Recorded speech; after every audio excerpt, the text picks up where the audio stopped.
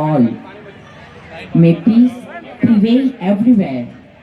May everyone experience. समारंभના મુખ્ય મહેમાન શ્રીઓ માનનીય પૂર્વ શિક્ષણ મંત્રી ભૂપેન્દ્રસિંહજી ચુડાસમા,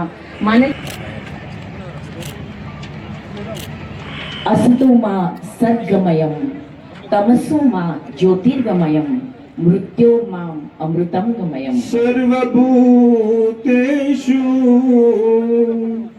शक्तिरूपेषु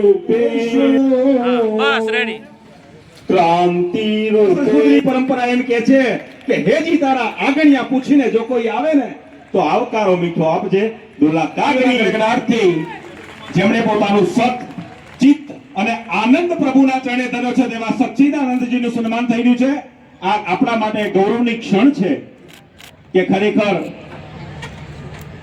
પિન્ટુભાઈ અલ્પેશભાઈ તરફથી આ સ્વાગતને વધાવી લઈએ।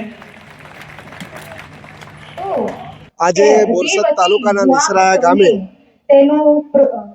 જેમનું સમગ્ર જીવનની કમાણી એ ગામના વિકાસ માટે સમર્પિત કરી અને ગામમાં ખૂટતી સુવિધાઓ તેમજ આગામી સમયમાં જન સુખાકારીમાં વધારો થાય એવા હેતુસર પૂજ્ય મેઘદાદાએ લગભગ 100 કરોડથી પણ જેટલી વધારે રકમ એ ગામના વિકાસ માટે સમર્પિત કરવાનો ભાવ વ્યક્ત કર્યો છે। આજે એમના 26 ફૂટ ઊંચી પ્રતિમાનું પણ એમની હયાતીમાં અનાવરણ કરવામાં આવ્યું છે। વિશેષ કરીને જે રીતે ગામે ભેગા મળીને જે આદરણીય દેશના વડાપ્રધાન મોદી સાહેબનો જે મંત્ર છે સૌનો સાથ સૌનો વિકાસ સૌનો વિશ્વાસ અને સૌનો પ્રયાસ એ સાચા અર્થમાં આ ગામમાં પ્રસ્થાપિત થયો છે। અહીંના સરપંચ સ્મિતાબેન અને પૂર્વ સરપંચ વિજયસિંહ અને એમની ટીમે જે આ કાર્ય કર્યું છે અને ખરેખર બિરદાવીએ છે અને એના પરથી બીજાને પણ એક પ્રેરણા મળે છે કે જો બધા સાથે મળે તો ગામનો ખૂબ સારો વિકાસ પણ થઈ રહે અને આગામી સમયની અંદર જે પ્રજાની અપેક્ષાઓ છે જે જન સુખાકારીની અપેક્ષાઓ છે અને જે મોદી સાહેબનું સપનું છે એ પૂર્ણ કરવા માટેનું આ ખૂબ જ ઉદાહરણીય કાર્ય આ ગામમાં થયું છે।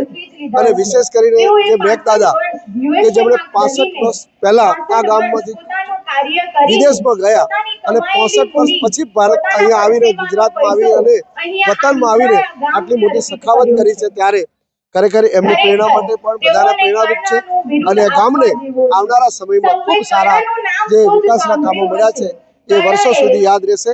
તો ફરી એકવાર હું આ વિસ્તારના પ્રતિનિધિ તરીકે મેઘદાદા અને નિસરા ગ્રામ પંચાયતને ખૂબ ખૂબ શુભેચ્છા પાઠવું છું અને આવો એની પ્રેરણા લઈ અને બીજા પણ ગામો આવા વિકાસના કામો કરે એવું આહવાન પણ કરું છું। આભાર।